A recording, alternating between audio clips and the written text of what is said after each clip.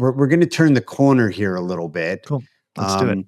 And we've had a little bit of a theme in the last few episodes where a lot of our guests have been moving. And we talk about boxes and packing and tape and organized. One guest alluded to she's so organized and so specific about what's going in what room that she wanted to barcode everything. And her husband was like, I'm dying on that hill. We're organized. You have your spreadsheets and your clipboard and your coding and everything, but we're not going to barcode level. And I joke, but I would love to be able to take the skill that you were able to extract racehorses out of my mind and apply that to moving. Are you able to do that? I don't have a good way to sort of use my mental powers to help us move, if that's what you're asking. I will say this. Our move, I think, relatively is kind of easy because this might develop over time, but over the years, we're going to get more and more stuff. I've worked really hard to kind of be a minimalist. And I know magicians who've got rooms full of props and tricks and stuff. I don't. I have a very small box. And I try to live my life as a minimalist as much as possible. Because I think in a very real way, the things that you have around you, call it clutter, call it stuff, whatever, all those things in your life, I think they draw a little bit of attention. And I remember hearing a long time ago somewhere that one of the patterns between billionaires is that they tend to work in very bare rooms. It tends to be sheet of paper, pencil, their thoughts. And everything else just kind of gets wiped away. They don't have clutter on their desk. I mean, I'm sure there are exceptions, but whoever I was listening to was talking about this. They don't have clutter on their desk. They don't have things on the wall. They don't have little things here and there, knickknacks that are constantly kind of drawing at their attention. I think the more space you can make in your life in a physical sense, the more space you can make for your thoughts in a sort of metaphysical sense. So we've tried to live our lives that way, and I'm sure we'll get more stuff over time. But for now, that's a priority for me. It's just leaving enough room to have clear thoughts. Well, quite literally, with what you do, you need clear thoughts. You can't have the clutter. So I think the literal and the metaphor of it all is valuable. And in today's day and age, there's no shortage of clutter or opportunities to clutter. Oh, yeah. There's no scarcity of, there's an abundance of clutterism, if you will. And we should do we should do a separate podcast on how to unclutter, including the mind.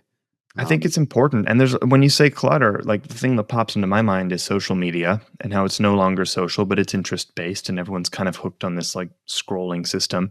But at the same time, I try not to judge, what people do too much. I think everyone's got their own rhythm, the things that they prioritize in their life. And at the end of the day, if you've put in a hard day's work and you choose to unwind by watching something that is mind-numbingly mind-numbing, fine. Like, fair enough. Like, maybe that's perfect for some people. Like, I'm certainly not better than that. Well, I'll take it a step further. Judge not, truly. And it's hard because we're human and we do. I think what we all can be responsible for, and I talk about this in our family with my children, and my wife and I talk to each other about it. I call it zombie Palooza. Sometimes, and I've mentioned this on the podcast, I need a mind-numbing 10 minutes. I'll be watching mixed doubles badminton, Vietnam and Malaysia, and I don't even know who's playing, what the score is, if it's the Olympics, the South Pacific Asian Games, it doesn't matter. I'm just completely zoned out, and it's actually nutritive. I think what happens sometimes, Christophe, is that it becomes too much, and we lose the story, we lose the plot a little bit, Well, first of all, when you said sometimes you just need a mind-numbing 10 minutes, I thought that's why you invited me. But now that I understand where you're going, we're going to do about 30 so that I have a couple of episodes to numb my mind, But next time you need to fall asleep, you can chunk this episode up. You caught me. You found me out. Where were we? You were saying, sometimes you just need that break and sometimes it's too much. Agreed. I think everyone's got their own rhythm. I try not to judge it. Sometimes people unwind at the end of the day. I know some people who sprint through 5 days of work, 6 days of work, and then they need 3 days where they're sort of just they just sort of take a nap on the couch with their phone in their hand. And that's fine. I think it's not up to me to decide what's right for you. Well, the fascinating thing here is that there's no ChatGPT, there's no AI, there's no virtual reality, there's no augmented reality. It's just you and people connecting and engaging them with something fascinating. And what we're seeing with AI is we're in early days. I am no AI expert whatsoever. I am a participant and I am a passenger on the train like so many others. Yeah.